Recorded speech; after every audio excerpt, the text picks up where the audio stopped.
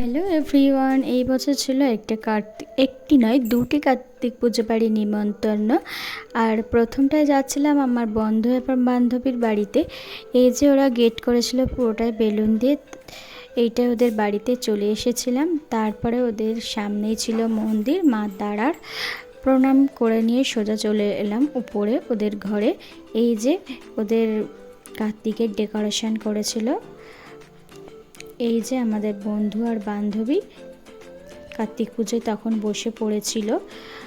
তারপর আমরা গিয়ে একটু বসে দেখছিলাম পুজোটা।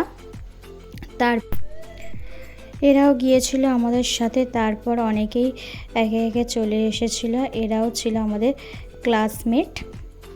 এই যে আমাদের কার্তিক। তো তারপর বসে গিয়েছিলাম খাওয়া দাওয়া করতে, কারণ অনেকটাই রাত হয়ে গিয়েছিল। ওখান থেকে গিয়েছিলাম আরও একটি নিমন্ত্রণ বাড়িতে। এদেরও দারুণ ডেকোরেশন করেছিল।